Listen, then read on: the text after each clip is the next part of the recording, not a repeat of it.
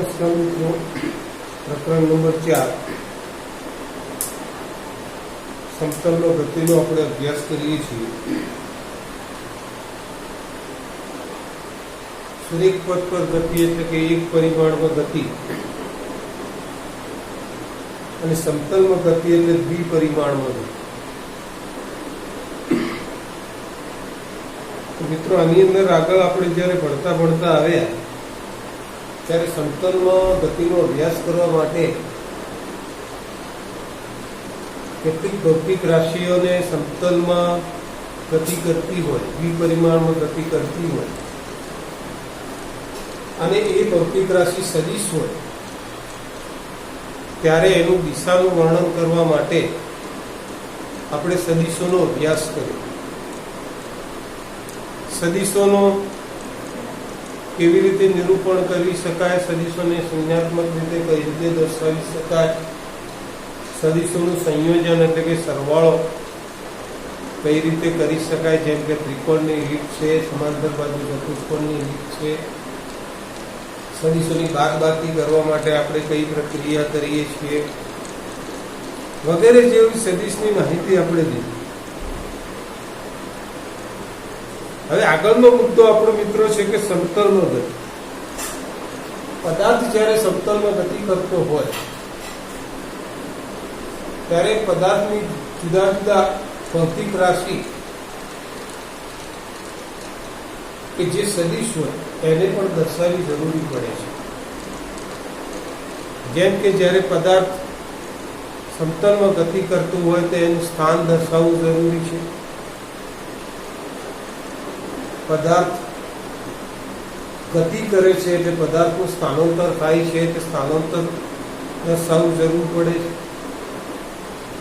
પદાર્થનો સરેરાશ વેગ દર્શાવવો પડે છે, તાત્કાલિક વેગ દર્શાવવો પડે છે, સરેરાશ પ્રવેગ દર્શાવવો પડે છે, તત્કાલીન પ્રવેગ દર્શાવવો પડે છે.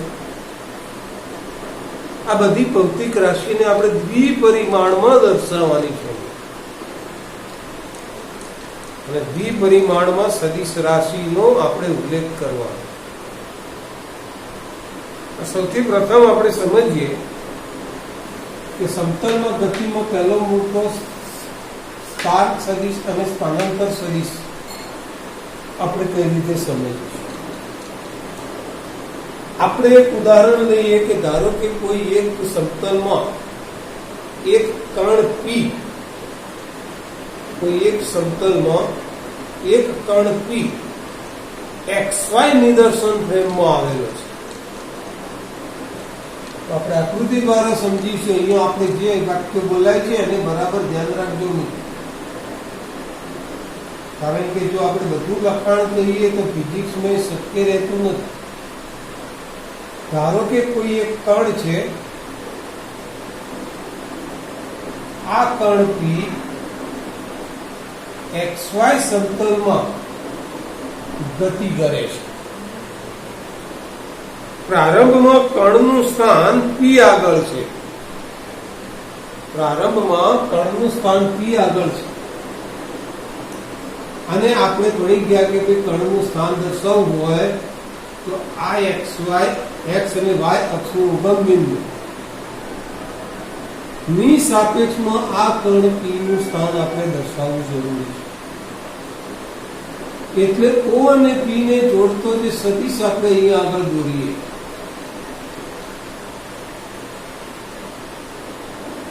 આ કણ OP, આ OP સદિશ જે છે એને એનો સ્થાન સદિશ કહેવામાં આવે છે. એટલે સદિશ OP એનો સ્થાન સદિશ કહેવામાં આવે છે. મિત્રો, બરાબર અહીંયા ધ્યાનમાં લો કે આ કણ P જે છે એ X અને Y બે X અને Y સમતલમાં છે, એટલે એના સ્થાનના X અક્ષને અનુલક્ષીને પણ યામ છે, Y અક્ષને અનુલક્ષીને પણ યામ છે. કઈ રીતે શોધી શકાય આપણે ભણી ગયા છીએ કે જ્યારે સદિશોના લંબ ઘટકનું વિભાજન કર્યું તો એ કઈ રીતે આપણે વિભાજન કર્યું, તો આ સદિશનું આપણે લંબ ઘટકમાં જ વિભાજન કરવાનું છે. કઈ રીતે કરી શકાય? તો એનો જે શીર્ષ છે એ શીર્ષ ઉપરથી જ્યારે આપણે અહીંયા આગળ x અક્ષ ઉપર એક લંબ દોરવામાં આવે તો આ જે મળે એ કણ P નો x ઘટક મળે. શેના વડે દર્શાવીશું? x caret I. એટલે આ સદિશ જો આપણો x caret I અને હું q કહું. એ જ પ્રમાણે આ શીર્ષ ઉપરથી y અક્ષ ઉપર એક લંબ દોરવામાં આવે તો આપણને એનો આ સદિશ મળે જેને આપણે y caret j. આ caret I એ x અક્ષ પરનો એકમ સદિશ છે, caret j y અક્ષ પરનો એકમ સદિશ છે. એટલે આપણે એને આ રીતે દર્શાવીએ છીએ. હવે યાદ કરો કે આપણે લંબ વિભાજન કર્યું હતું તો અહીંયા આગળ આ સદિશ y જે સદિશ છે એનો અર્થ એ તો કે ત્રિકોણની રીત અહીંયા આવે કે ભાઈ આ સદિશ OQ પર સદિશ OQ ના શીર્ષ પર સદિશ QQ નું તેજ છે એટલે આ બંનેનો સરવાળો થયો એટલે આપણે અહીંયા આવું લખી શકીએ કે સદિશ OP બરાબર કેટલા થાય? તો સદિશ OP બરાબર સદિશ OQ વત્તા સદિશ QP. મતલબ કે સ્થાન સદિશ R ને આપણે x caret I વત્તા y caret j વડે દર્શાવીએ છીએ. તો દ્વિપરિમાણમાં સ્થાન સદિશ કઈ રીતે દર્શાવી શકાય? યાદ રહી જાય એવું છે કે દ્વિપરિમાણમાં સ્થાન સદિશ ને r બરાબર x caret I વત્તા y caret j વડે દર્શાવી શકાય. કારણ કે દ્વિપરિમાણ છે તેનો x અક્ષનો યામ અને y અક્ષનો યામ આપણને મળતો હોય છે. તો મિત્રો આ છે વાત થઈ સ્થાન સદિશ. હવે આપણે વાત કરવી છે સ્થાનાંતર સદિશ. સ્થાન સદિશ તો આપણે દર્શાવી દીધું, સમજી ગયું. પણ સ્થાનાંતર દર્શાવવા માટે મિત્રો આપણે બીજી એક આકૃતિ ધારો કે અહીંયા ધ્યાનમાં રાખીએ તો આ આકૃતિ પ્રમાણે સ્થાનાંતર સદિશ દર્શાવવા માટે x અને y માં પ્રારંભમાં કણ ધારો કે પ્રારંભમાં કણ P સ્થાને અને પ્રારંભમાં જ્યારે કણ P સ્થાને હોય ત્યારે એના સ્થાન સદિશને આપણે r કહીએ. r બરાબર x caret I y caret પછી તમે એના જે યામ લો તે. પણ અહીંયા આગળ મિત્રો આપણે થોડીક એના યામ બદલીશું કારણ કે સ્થાનાંતર દર્શાવવું છે એટલે આ યામને આપણે x caret I અને આ યામને y caret j કરીશું. પ્રારંભ થોડાક સમય પછી આ કણ ગતિ કરે છે અને આ કણ ગતિ કરતો ધારો કે આ કણ ગતિ કરતો ઈડે સ્થાને પ્રારંભમાં કણ P આગળ છે પછી કણ ગતિ કરતો પીડેશ આગળ આવે છે. આ એનું પ્રારંભિક સ્થાન એનું અંતિમ સ્થાન. હવે એનું પ્રારંભિક સ્થાન આપણે એનું અંતિમ સ્થાન જોડીએ તો આ સદિશ બને જેને આપણે r' મિત્રો અહીંયા r ના યામ તો દર્શાવ્યા છે પ્રારંભિક સ્થાન તો r' ના યામ આપણે સરળતાથી દર્શાવી શકીએ. તમે સમજી ગયા છો r' બરાબર શું થાય? ધારો કે એના યામને x' I કહીએ અને આના યામને y' j કહીએ caret k કહીએ તો શું થશે? x' caret I વત્તા y' caret j. આ એનું પ્રારંભિક સ્થાન, આ એનું અંતિમ સ્થાન. મિત્રો આપણે જાણીએ છીએ સ્થાનાંતર એટલે શું? તો અંતિમ સ્થાન માઇનસ પ્રારંભિક સ્થાન કરો એટલે સ્થાનાંતર મળે. મતલબ કે એને આપણે ડેલ્ટા r વડે દર્શાવી શકીએ તો અંતિમ સ્થાન એટલે r' માઇનસ r. પણ r' એટલે શું? તો x' caret I વત્તા વાય ડેશ કેરેટ જે, અને આર એટલે શું? તો આર એટલે એક્સ કેરેટ આઈ વત્તા વાય કેરેટ જે. કાઉન્સ ખોલવામાં આવે તો મિત્રો શું થાય? તો એક્સ ડેશ કેરેટ આઈ વત્તા વાય ડેશ કેરેટ જે, અને હવે આ કાઉન્સ ખોલો એટલે માઇનસ થઈ જાય એક્સ ડેશ એક્સ કેરેટ આઈ માઇનસ પ્લસ નું માઇનસ વાય કેરેટ જે. આઈ વાળા આપણે નજીક લાવી દઈએ તો આ થશે X dash minus X caret I, અને એવી જ રીતે વત્તા અહીંયા આગળ આપણે Y dash minus Y caret J. મિત્રો જેવી રીતે આ સ્થાનાંતર સદિશનો એક્સ યામ મળે, અંતિમ સ્થાન માઇનસ પ્રારંભિક સ્થાન એક્સ યામ મળે. ધ્યાનમાં રાખજો, આ એક્સ યામ માટે અંતિમ સ્થાન માઇનસ પ્રારંભિક સ્થાન મળે. કેટલું મળ્યું? ડેલ્ટા એક્સ કેરેટ વત્તા આ અંતિમ સ્થાન માઇનસ પ્રારંભિક સ્થાન વાય અક્ષ પરનું અંતિમ સ્થાન માઇનસ વાય અક્ષ પરનું પ્રારંભિક સ્થાન એટલે ડેલ્ટા વાય કેરેટ જે. મિત્રો આ થયો સ્થાનાંતર સદિશ.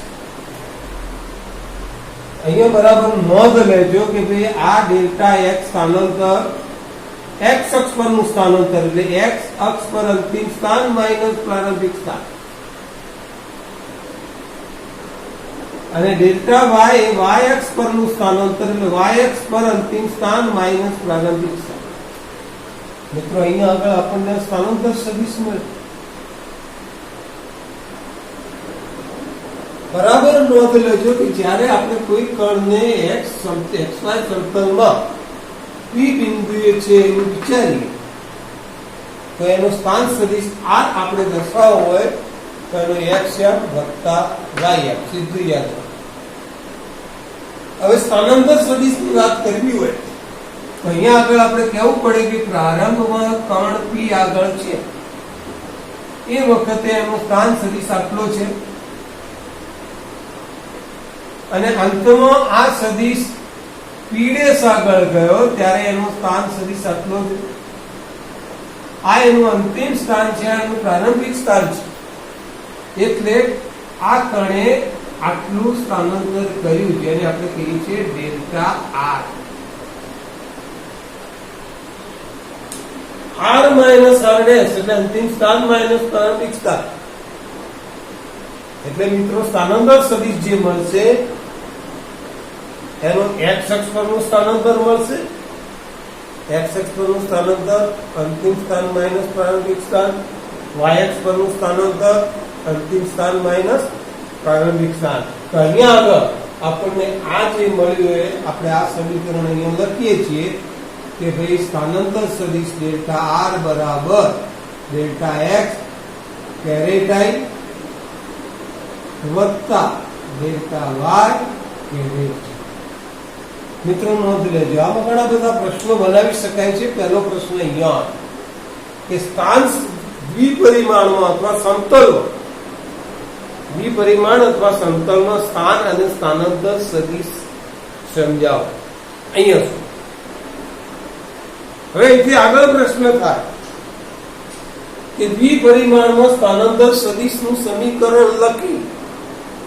દ્વિપરિમાણમાં સ્થાનાંતર સદિશનું સમીકરણ આ છે, તેના પરથી સરેરાશ વેગ અને તત્કાલીન વેગ તારવો.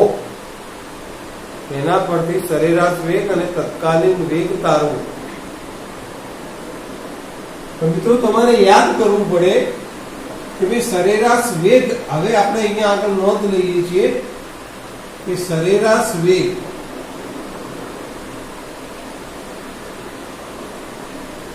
એને એવરેજ ઓફ વી કહેવાય, અને તત્કાલીન વેગ આની આપણે સમજ લઈએ.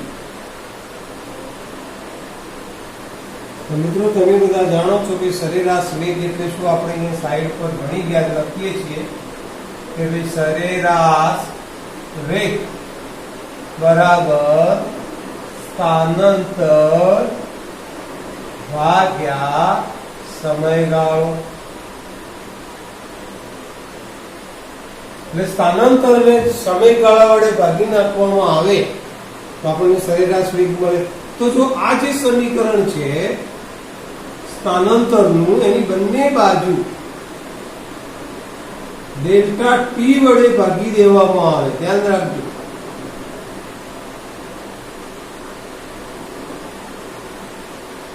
બંને બાજુ ડેલ્ટા ટી વડે ભાગી દેવામાં આવે.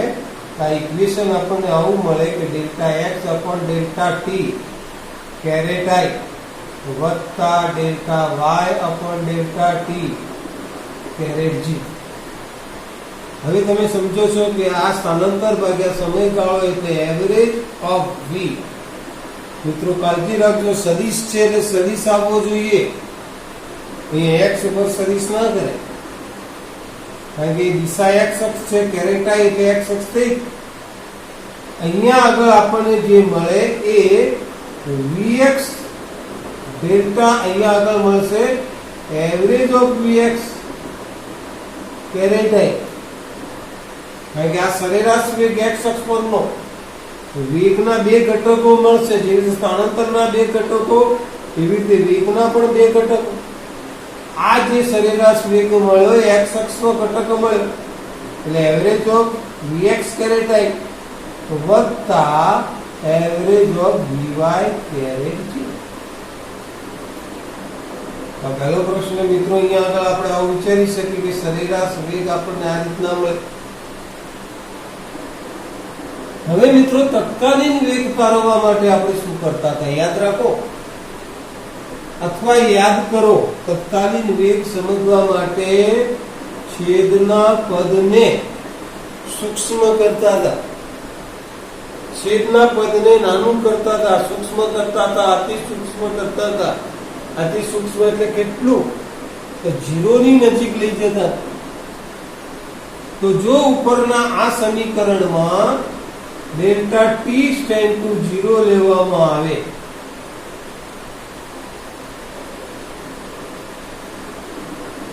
તો આપણને તત્કાલીન વેગ મળતો. તો મિત્રો અહીંયા આગળ આપણે વિચારીએ કે ભાઈ limit of delta T tends to 0 delta R upon delta T. બંને બાજુ delta T limit delta T tends to લક્ષ લેવાનું છે. તો આ સમીકરણની અંદર આની અંદર limit of delta T tends to 0 કૌંસમાં delta X upon delta T caret I વત્તા delta Y upon delta T caret J. આ સમીકરણ ખોલવામાં આવે તો limit of delta T tends to 0 delta X upon delta T caret I વત્તા limit of delta T tends to 0 delta Y upon delta T caret I. મિત્રો આને તમે શું કહેશો? તો dr બાય dt સ્થાનાંતરનું સમય સાપેક્ષ વિકલન કરવામાં આવે તો વેગ મળે. સ્થાનાંતરનું સમય સાપેક્ષ વિકલન એટલે વેગ મળે. એવી જ રીતે એટલે કે દ્વિપરિમાણમાં વેગ, તો એના બે ઘટકો હશે. તો આ જે ઘટક મળશે dx upon dt caret i x અક્ષરનો વેગનો ઘટક, આ મળશે dy upon dt caret j. તો મિત્રો સદિશ v બરાબર આને dx upon dt એટલે x અક્ષ પરનો વેગ એટલે vx કેરેટ આઈ, dy upon dt એટલે y અક્ષ પરનો વેગ એટલે થશે vy કેરેટ j. મિત્રો યાદ કરી લો, આગળ આપણે ભણી ગયા છીએ કે સ્થાનાંતરનું સમય સાપેક્ષ વિકલન કરવાથી વેગ મળે. જો પરીક્ષામાં એવો પ્રશ્ન પૂછ્યો કે સ્થાન સદિશનું સમીકરણ લખી તેના પરથી વેગ સદિશ તારવો, તો ખાલી શું કરવાનું મિત્રો? આ એક આકૃતિ દોરવાની અને અંદર લખવાનું કે આકૃતિમાં કોઈ એક કણ P દ્વિપરિમાણમાં એટલે કે સમતલમાં XY સમતલમાં આવેલો છે. આ સમતલ P નો સ્થાન સદિશ R છે. માટે દ્વિપરિમાણમાં સ્થાન સદિશ R બરાબર x કેરેટ I વત્તા y કેરેટ, જે સમીકરણ નંબર 1. હવે આપણે વેગનું સમીકરણ તારવું હોય તો લખવાનું કે સમીકરણ 1 નું સમય સાપેક્ષ વિકલન કરતા આ બધું કોઈ લખવાની જરૂર નથી. સમીકરણ 1 નું સમય સાપેક્ષ વિકલન કરતા જો બરાબર ધ્યાન રાખો, આ સમીકરણ 1 નું વિકલન સીધું I. સમીકરણ 1 નું સમય સાપેક્ષ વિકલન R નું dr/dt, x નું dx/dt, y નું dy by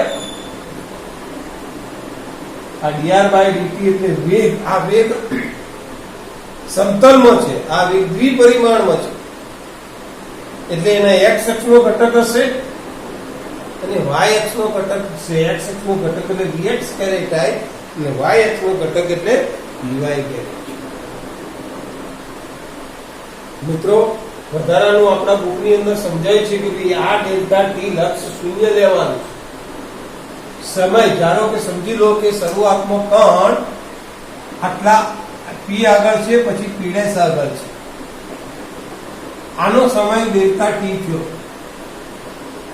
પણ જો આ ડેલ્ટા ટી સમયગાળામાં ઘટાડો કરવામાં આવે, ડેલ્ટા ટી સમયમાં કણ P થી P' આગળ આવે, ધારો કે ડેલ્ટા ટી બરાબર 10 સેકન્ડ, પણ ડેલ્ટા ટી બરાબર 9 સેકન્ડમાં કણ ક્યાં હશે? તો P અને P' ની વચ્ચે કંઈક અહીંયા હશે. તો આ સદિશ નાનો થઈ જાય. ચલો 8 સેકન્ડે કણ ક્યાં હશે? તો હજી આટલે હશે. 7 સેકન્ડે કણ ક્યાં હશે? તો આટલે હશે. જેમ જેમ સમયગાળો ઘટાડતા જઈએ ને આપણે એ સમયગાળો શૂન્યની નજીક પહોંચાડતા જઈએ તો મિત્રો આ સ્થાનાંતર સદિશ એક સ્પર્શક બને અને એ આપણે તત્કાલીન વેગ. આ માત્ર સમજવા ખાતર છે. પણ પરીક્ષામાં અહીંયા પ્રશ્ન પૂછાય કે દ્વિપરિમાણમાં સ્થાન સદિશનું સમીકરણ લખી વેગ સદિશનું સમીકરણ તારવો. આવો પ્રશ્ન કે તો આપણે એક આકૃતિ દોરવાની, લખવાનું કે ધારો કે કોઈ એક સમતલમાં કણ P XY સમતલમાં દર્શાવેલો છે. આ કણ P નો સ્થાન સદિશ R છે. નીચે પ્રમાણે લખાય R બરાબર x કેરેટ I વત્તા y કેરેટ છે. હવે આપણે વેગ તારવવો છે તો આપણે યાદ રાખવું જોઈએ કે સ્થાન સદિશનું સમય સાપેક્ષ વિકલન કરતા વેગ મળે તો લખવાનું સમીકરણ 1 નું સમય સાપેક્ષ વિકલન કરતા. તો સમીકરણ 1 નું સમય સાપેક્ષ વિકલન કરતા શું આવ્યું? dr/dt એટલે વેગ. અહીંયા આવશે dx/dt વેગ પણ x અક્ષનો. અહીંયા આવશે dy/dt વેગ પણ y અક્ષ. તો આ રીતે સ્થાન સદિશનું સમીકરણ લખી અને આપણે એનો વેગ સદિશ મિત્રો દર્શાવી શકીએ છીએ. પરીક્ષામાં આ પ્રશ્ન પૂછાય તો આપણે અહીંયા આગળ ધ્યાનમાં રાખવાની જરૂર છે. હવે થોડાક આપણે અહીંયા આગળ વધીએ છીએ તો આગળ વિચાર કે જ્યારે કણ દ્વિપરિમાણની અંદર ગતિ કરવા લાગે છે ત્યારે એક કણ પોતે વેગ ધારણ કરે, દ્વિપરિમાણમાં વેગ અને પ્રવેગ પણ ધારણ કરે. તો આપણને હવે પ્રશ્ન એવો પણ પૂછાય કે ભાઈ એનો પ્રવેગ સદિશ કેટલો થાય? તો પ્રવેગ સદિશ સરેરાશ, એમાં પણ આપણે સરેરાશ પ્રવેગ મેળવી શકીએ છીએ અને તત્કાલીન પ્રવેગ મિત્રો મેળવી શકીએ છીએ. તો તમે આ તો ભણી ગયા છો કે ભાઈ એનો આપણે જ્યારે સરેરાશ વેગ મેળવ્યો, એવરેજ ઓફ v બરાબર અહીંયા આગળ આપણે જોયું average of vx caret I વત્તા average of VY caret J. આ average of VX caret I અને એની અંદર આ આપણને આવું મળ્યું કે delta R upon delta T, એટલે delta R upon delta T એટલે સરેરાશ વેગ થયો. અને એને આધારે આ આપણને જે મળે છે delta X upon delta T caret I વત્તા આ મળે delta Y upon delta T caret J. તો આ સરેરાશ વેગ એક્સ અક્ષ પરનો સરેરાશ વેગ, વાય અક્ષ પરનો સરેરાશ વેગ. મિત્રો હવે આપણે થોડાક આગળ વધીએ છીએ કે આ વાત થઈ વેગના સમીકરણ. તો વેગનું આપણને આવું સમીકરણ મળ્યું છે, કયું કે સદિશ v બરાબર vx કેરેટ i વત્તા vy કેરેટ j. ફરીથી આકૃતિ ધ્યાનમાં રાખીએ તો p સદિશ આ xy સમતલમાં કણ જ્યારે ગતિ કરે છે ત્યારે આના વેગનું સમીકરણ છે x અક્ષ પરનો વેગ, y અક્ષ પરનો વેગ. જો એનું મૂલ્ય જોતું હોય, એનું મૂલ્ય તો યાદ રાખજો મિત્રો, એનું મૂલ્ય એટલે વર્ગમૂળમાં x નો વર્ગ એટલે bx નો વર્ગ વત્તા by નો વર્ગ. જેમ કે તમે સ્થાન સદિશ લખ્યો તો r બરાબર x કેરેટ i વત્તા y કેરેટ j. તમને કોઈ એમ કે સ્થાન સદિશ r નું મૂલ્ય કેટલું, તો એમાં પણ વર્ગમૂળ, મૂલ્ય એટલે વર્ગમૂળ પણ x નો વર્ગ વત્તા y નો વર્ગ. હવે મિત્રો ઘણીવાર વેગની દિશા જાણવી પડે છે.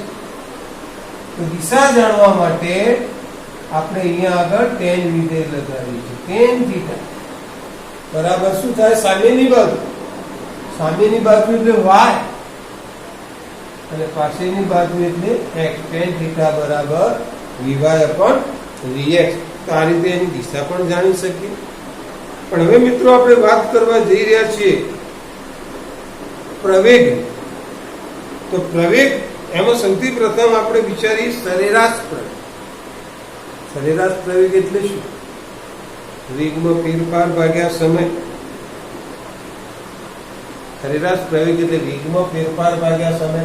તો અહીંયા આગળ આપણે આવું વિચારી શકીએ કે ભાઈ આ સરેરાશ વેગ જે છે, આ સરેરાશ વેગ એને આપણે આવું રીતે લખી શકીએ કે delta v upon delta t.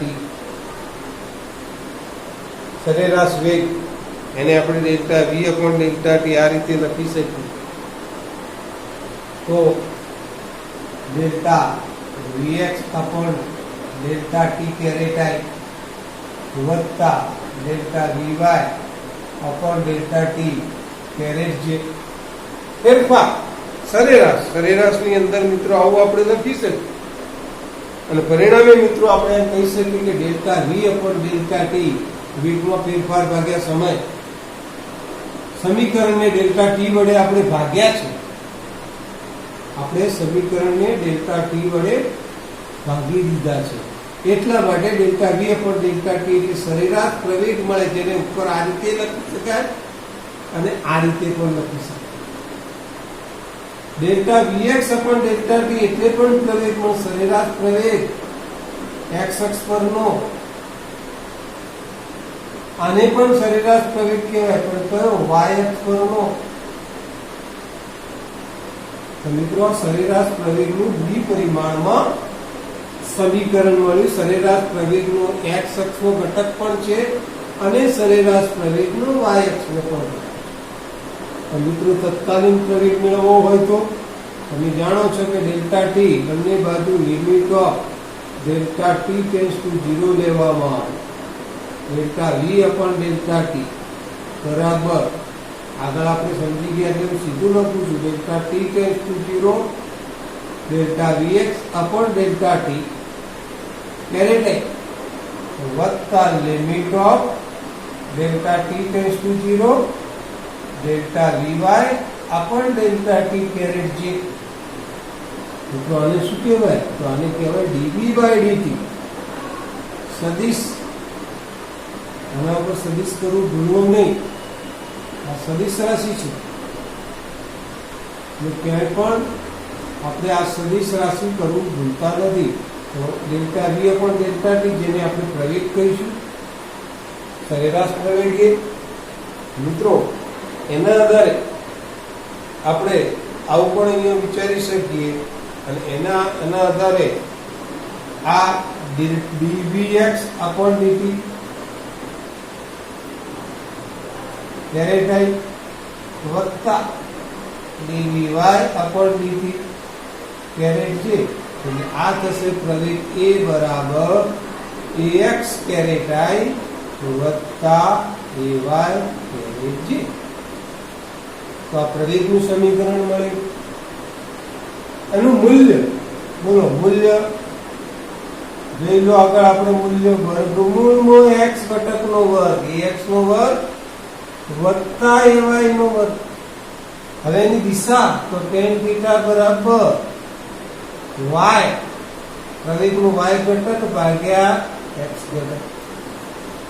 તો હવે મિત્રો અહીંયા આગળ આપણે થોડીક કાળજી રાખીએ કે પ્રવેગ જે છે એ પ્રવેગની દિશા આપણે એક પરિમાણમાં પદાર્થનો વેગ તથા પ્રવેગ હંમેશા એક જ સુરેખપથ પર હોય, એક પરિમાણ પણ, અથવા તો પરસ્પર કરતો વિરુદ્ધ હોય. તો જ્યારે દ્વિપરિમાણ કે ત્રિપરિમાણમાં પદાર્થ ગતિ કરે ત્યારે વેગ અને પ્રવેગ એ 0 થી 180 અંશના વચ્ચે કોઈ પણ ખૂણે બેની દિશા. એક પરિમાણમાં પદાર્થ ગતિ કરતો હોય તો એક પરિમાણમાં પદાર્થ એનો વેગ અને પ્રવેગ એક જ દિશામાં હોય અથવા પરસ્પર વિરુદ્ધ દિશામાં. પણ દ્વિપરિમાણમાં જ્યારે પદાર્થ ગતિ કરે ત્યારે મિત્રો વેગ અને પ્રવેગ વચ્ચેની જે દિશા છે તો બંને વચ્ચેનો ખૂણો 0 થી 180 ની વચ્ચે હોઈ શકે છે. હવે મિત્રો આખી જે મેં થિયરી ચલાવી એમાં એક મહત્વનો આટલો પ્રશ્ન આપણી જાતે બનાવવાનો છે. હું તમને મુદ્દા આપું છું. કયો પ્રશ્ન છે? તો કે ભાઈ સમતલમાં ગતિ કરતા પદાર્થ માટે પ્રશ્ન સમતલમાં અથવા દ્વિપરિમાણ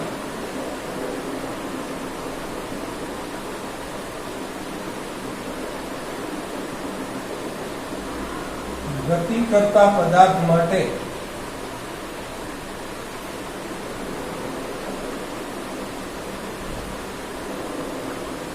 સ્થાનનું સમીકરણ લખી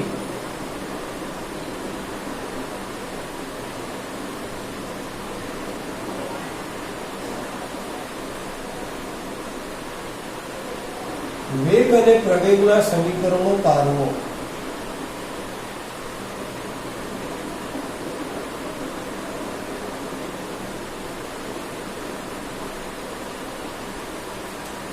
દ્વિપરિમાણમાં સમતલમાં સ્થાનનું સમીકરણ લખી વેગ અને પ્રવેગના સમીકરણો તારવો. મિત્રો આ જે મેં ભણાવી સમજવામાં, પરીક્ષામાં લખવા માટે મુદ્દો હું હવે સમજાવું છું.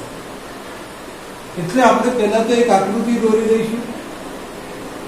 આવી આકૃતિ x અક્ષ, y અક્ષ, કર્ણ P, કાન સદિશ R, આ x કેરેટ I, આ y કેરેટ છે. આ આકૃતિ દોર્યા પછી આપણે લખવાનું કે ધારો કે કોઈ સમતલ અંશમાં દ્વિપરિમાણમાં xy સમતલમાં કોઈ એક કર્ણ P દર્શાવેલો છે. આ કર્ણનો ઉગમ બિંદુને અનુલક્ષીને સ્થાન સદિશ ઉપર આવું દોરવાનું R છે, જેને નીચે પ્રમાણે દર્શાવી શકાય. R બરાબર x કેરેટ I વત્તા y કેરેટ છે. હવે આનું મૂલ્ય જો દર્શાવવું હોય તો માનકમાં r બરાબર વર્ગમૂળમાં x નો વર્ગ વત્તા y નો વર્ગ. અને જો એની દિશા દર્શાવવી હોય તો tan થીટા બરાબર y ભાગ્યા x. ચલો હવે આપણે વેગનું સમીકરણ તારવશું. તો આપણે આટલું લખવાનું, સમીકરણ 1 નું સમય સાપેક્ષ વિકલન કરતા અને પછી વિકલન કરવાનું શું? dr બાય dt બરાબર x dx by dt caret i વત્તા dy by dt caret k. તો dr બાય dt એટલે વેગ v, dx બાય dt એટલે vx કેરેટ i અને dy બાય dt એટલે vy કેરેટ j. મિત્રો આ vx કેરેટ i વત્તા vy કેરેટ j જે આપણે લખ્યું છે એ આપણો વેગનું સમીકરણ છે. આ સમીકરણ નંબર 2 છે. એનું મૂલ્ય તો માનકમાં v બરાબર વર્ગમૂળમાં vx નો વર્ગ વત્તા dy નો વર્ગ અને દિશા tan θ બરાબર y ઘટક એટલે vy upon vx. ચલો એકદમ સરળ છે. તાન સદિશનું સમીકરણ લખવાનું, સમીકરણ 1 નું વિકલન કરવાનું, વેગ સદિશ મળ્યો. હવે પ્રવેગ, તો પ્રવેગ તારવવા માટે સમીકરણ 2 નું સમય સાપેક્ષ વિકલન કરો એટલે dv બાય dt અને પરિણામે dvx upon dt caret i વત્તા dvy upon dt caret j. એટલે આ પ્રવેગ જો સદિશે બરાબર ax કેરેટ i વત્તા ay કેરેટ j. તો હવે પ્રવેગનું મૂલ્ય માનકમાં a વર્ગમૂળમાં જાતે લખો તો ax નો વર્ગ વત્તા ay નો વર્ગ. દિશા tan θ બરાબર જાતે ay ભાગ્યા, આ પ્રશ્ન મહત્વનો, જાતે પ્રશ્ન બનાવજો અને એનો જવાબ જાતે લખજો. સમતલમાં દ્વિપરિમાણો ગતિ કરતા પદાર્થ માટે તારનું સમીકરણ લખી વેગ અને પ્રવેગ સમીકરણ તારું આ આકૃતિ દોરવાની 2 કે 3 લીટીમાં એનું વર્ણન. આ સમીકરણ 1 નું સમય સાપેક્ષ વિકલન કરતો તો આ વિકલન કરવાનું, વેગનું મળ્યું, સમીકરણ 2 નું સમય સાપેક્ષ વિકલન કરવાનું, પ્રવેગ મળે. બસ આટલું જ મિત્રો એનો જવાબ આવશે. તો આ એક થિયરી ખૂબ જ મોસ્ટ ઇમ્પોર્ટન્ટ થિયરી છે. હવે શીખો, તમે જાતે પ્રશ્નનો જવાબ લખતો છે. કારણ કે પુસ્તકની અંદર તો ઘણું બધું થોડો ગડબડ ગોટાળો આપ્યો છે. એમાંથી સરળ શબ્દો કાઢીને આપણે થિયરી બનાવવાની આપણી જાતે. અને આપણી જાતે જો થિયરી બનેલી હશે એનો જવાબ આપણે જાતે તૈયાર કર્યો છે લખીને, તો સરળતાથી યાદ રહી જશે. તો બસ આટલી જ વસ્તુ તમારે તૈયાર કરવાની છે આજના લેક્ચરમાં. નેક્સ્ટ ટાઈમ આપણે આગળ મહત્વનો અભ્યાસ કરીશું. પણ મિત્રો એક વર્ક આપું છું તમને કે હવે બીજું લેક્ચર જ્યારે આપણે આવશે ત્યારે સમતલમાં અચળ પ્રવેગી ગતિના સમીકરણ તારવવાના છે. અચળ પ્રવેગી ગતિના સમીકરણો તમે ત્રીજા પ્રકરણમાં તારવીને આવ્યા, પણ એ સુરેખ પથ પર ના હતા, અહીંયા સમતલમાં તારવવાના છે. જો એ થિયરી આવડશે તો આ થિયરી સરળતાથી તૈયાર કરી શકશો. માટે તમે એ થિયરીને વ્યવસ્થિત સમજજો, તૈયાર કરજો. એટલે આગળના લેક્ચરની અંદર જ્યારે આગળનો મુદ્દો આપણે ભણીએ ફટાફટ તમને એ વસ્તુ